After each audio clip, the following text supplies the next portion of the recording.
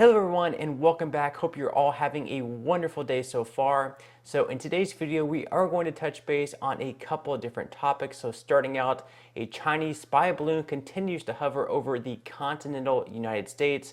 President Biden and the Pentagon continue to fail to act on that. We're just letting it fly across the US, I guess. We're going to go over some updates on that, what is going on with that, all the latest updates.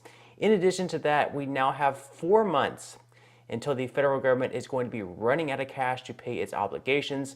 This could result in a delay of some Social Security payments, so we may receive them, but there might be a delay. We're going to go over some updates on that and what needs to happen. Also, one interesting bill that one senator just came out with that could potentially protect this and keep the delay of Social Security payments from happening. So we're going to go over the latest updates on that.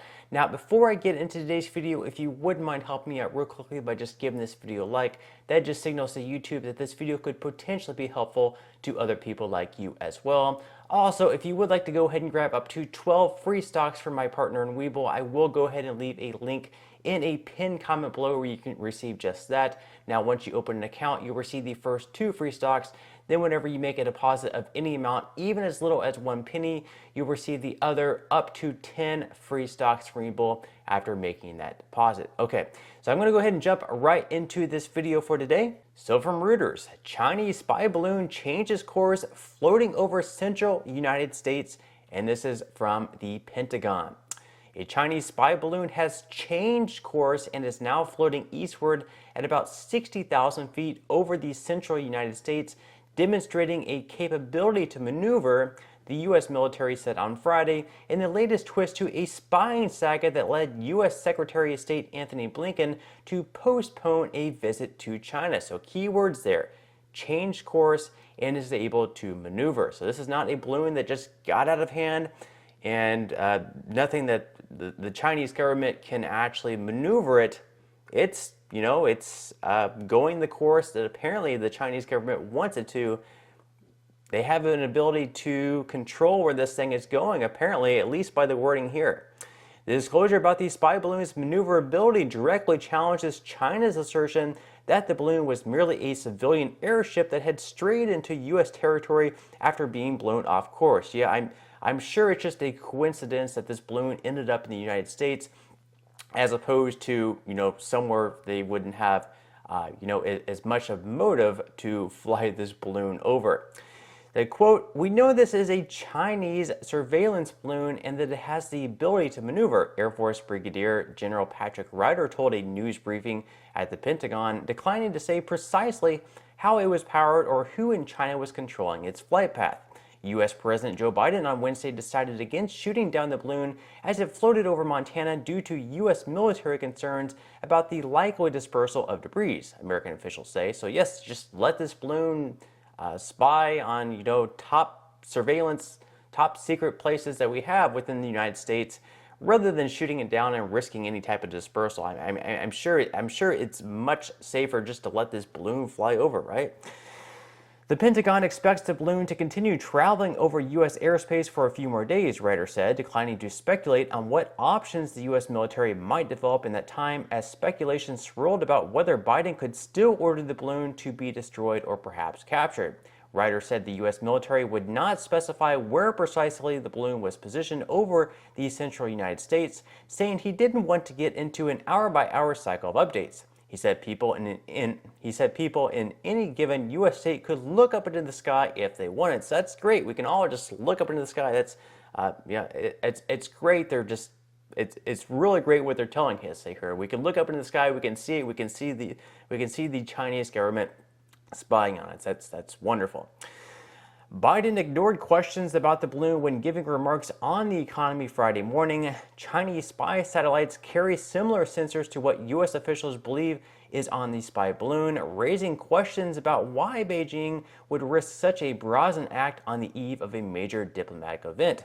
I can probably tell you why. They do not fear us. They saw that we withdrew our troops from Afghanistan, letting a major terrorist organization take back over that country and take back the rights of women that we gave them, allowing women to go to school and We just look like, majorly weak on the world scale. You think Russia would have invaded Ukraine if we hadn't looked so weak, over the past couple of years? I have a hard time believing that. And I have a hard time believing that the Chinese government would be flying these balloons over our country if we didn't look so weak. Do you think that China would be doing this if, President Trump was still our leader? I mean, like him or hate him, he sure had a way of, putting at least a pretty good threat into other nations. That could be a good quality, it could be a bad quality, depending on whether you like President Trump or whether you don't like him. Still, the Chinese spy balloon has taken a flight path that would carry it over a number of sensitive sites, officials say. One such site could be military bases, including in Montana, which is home to intercontinental ballistic missile silos. So wonderful, we have this balloon flying over very sensitive sites, but we just continue letting it fly because, we wouldn't want to anger the Chinese government, would we? Marco Rubio pointed out on Twitter that it was a mistake to not shoot down the Chinese spy balloon when it was over a sparsely populated area. This is not some hot air balloon. It has a large payload of sensors roughly the size of 2 city buses and the ability to maneuver independently. And we can see here the population of Montana is just over 1 million. It's very sparsely populated. I believe it's the third lowest population whenever we consider the amount of people that live there to the amount of mass within the state. So perhaps we probably should have shot down this balloon or taken it down somehow when it was over the state of Montana, rather than letting it continue to drift into the bigger cities. What do we think about that? Now, interestingly enough, President Biden recently gave a statement about how he was kind of buddy-buddy with the now president, now leader of China, how he spent, over 80 hours with him before he was president.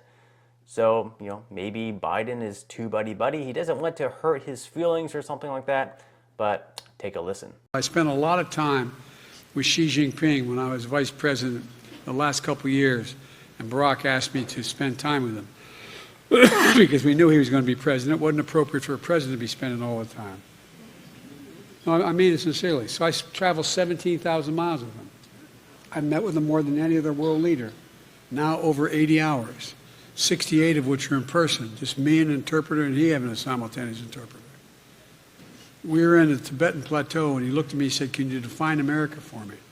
And I mean it sincerely. Give me my word as a Biden. I said, "Yes, one word. Possibilities." So here we have President Biden saying that he spent over 80 hours with the now leader of China.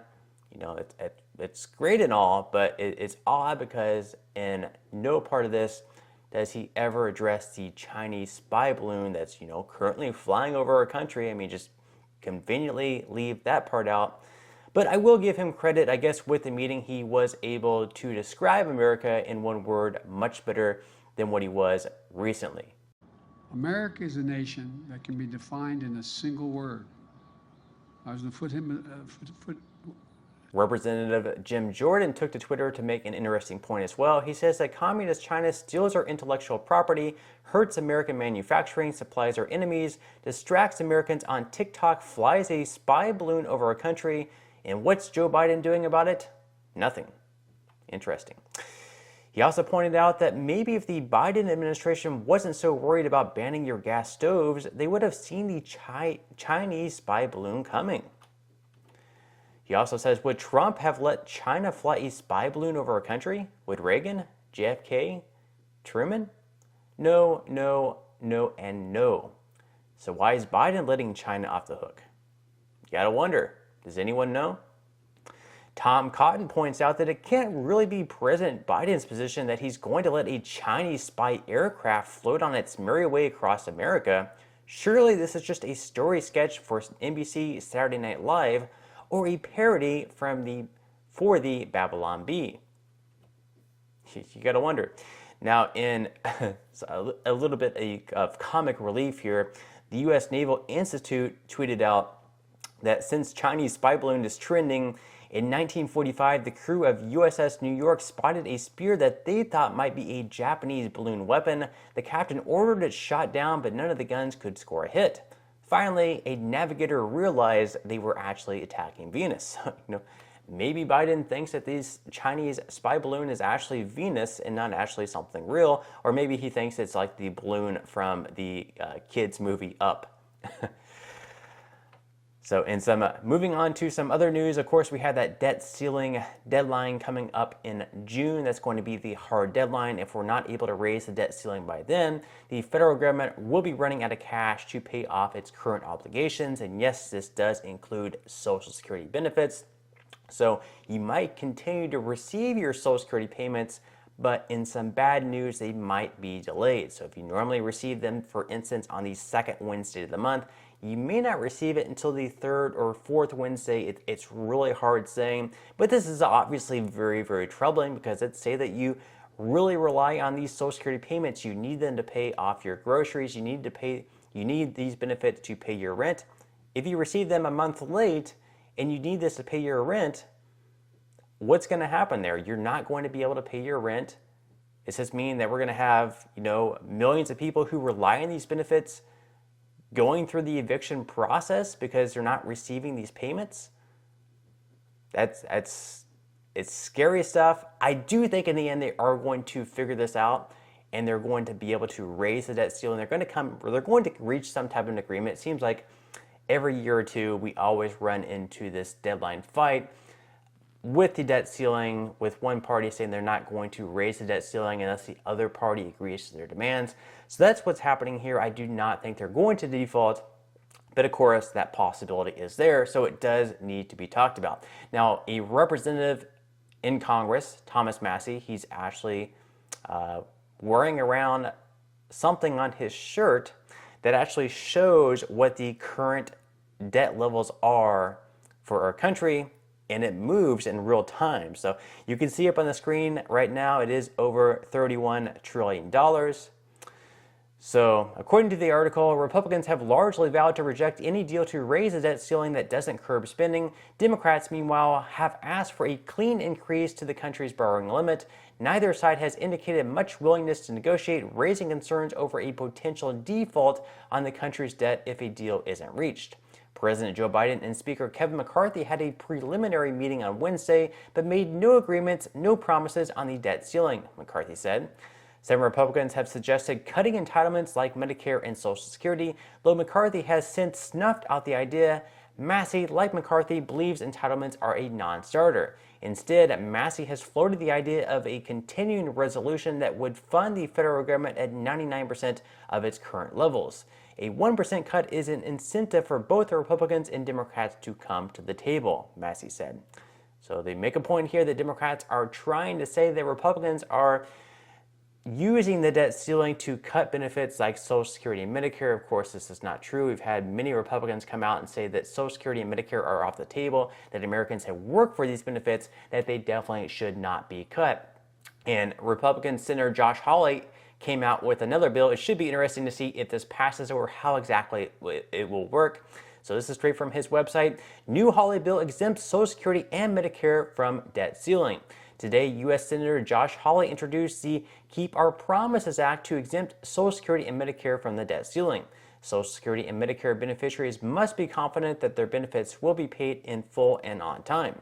Senator Hawley's legislation will ensure these programs are never used as leverage in negotiations over the debt limit. Quote, Social Security and Medicare are not bargaining chips. These are promises we made to the American people, and we must not break them. So in this bill, it would exempt Social Security and Medicare from the statutory debt limit. It would authorize the Treasury Department, when the statutory debt limit is reached, to issue as much additional debt as necessary to fully fund Social Security and Medicare and disperse on-time payments to America's seniors. And it would also permit the Treasury Department to use this authority in all future debt limit episodes, thereby permanently insulating Social Security and Medicare from any impact of a debt ceiling standoff. So this bill would be so great because if they are not able to raise the debt ceiling by June, it would still protect these Social Security payments where they would still be going out on time. They would still be able to raise the debt ceiling within the Treasury Department and come up with this extra cash, even if the regular debt ceiling wasn't raised. So other programs like government contractors may see a delay in their payments, but if this bill passes, the payments for Social Security would still go out on time. So it should be interesting to see what happens to this bill. A lot of bills, of course, die. They never end up passing. And since it's a Republican coming out with this bill, you have to wonder if Democrats are going to get on board or if they're just going to continue going along with their partisan lawmaking, where any bill by the opposite party is obviously trash and they just decide not to vote on it at all. But on that note, that is all the news that I have for today's video. If you enjoyed the content in today's video and you would like to see more like it, I would greatly appreciate it if you would give this video a like.